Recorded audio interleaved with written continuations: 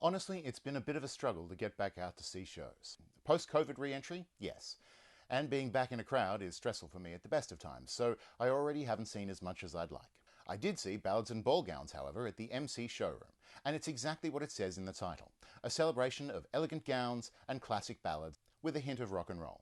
Isis Avis Loren describes herself as a 34-year-old queen with depression, a self-styled mistress of melancholy. Between songs and pre-filmed video footage, Isis shares her thoughts on her mental health, how she struggles, and how she copes. As a performer, Isis is a little tentative at first. Her presence on stage seems hesitant and reserved, which may just have been opening night jitters. But as the show goes on, she seems to settle into it and relax a little, which makes her more grounded. That said, it's the honesty of the performance, that reservation and hesitation, that makes this show so endearing. See, the thing I don't like about drag is the meanness that seems to be built into it. Maybe that's a result of the RuPaul effect, I don't know. But the trashiness, the catty comments, and the tendency towards tearing each other down, I don't know, never seems funny to me. It just seems sad. There's none of that in Ballads and Ballgowns, and it's so much the better for it. There's none of the over-the-top parody of femme. Instead, it's the sincerity that makes this show. It's simple, it's honest, it's just so human.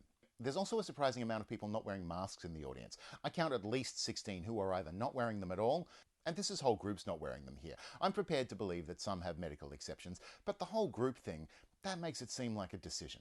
And then there are others who have just got their masks slung around their necks or hanging off their ears. Not okay, people. But as Isis herself says, what's a zombie to do?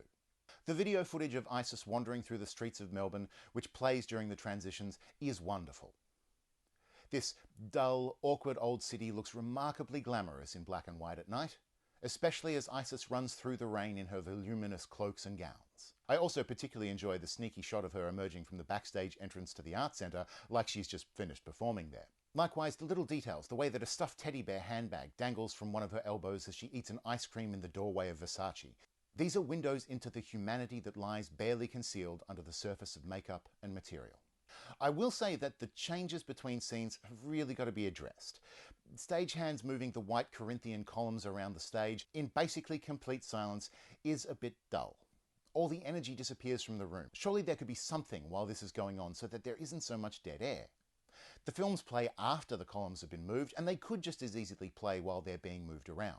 Or some music, or just turn the lights up so we can see the stagehands doing their job. Sitting in almost darkness and silence sucks all of the energy out of the show, and Isis has to work every time to bring us back up.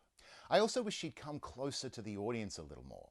Just 2 or 3 more steps. She gets a little lost in the middle of the space, I think.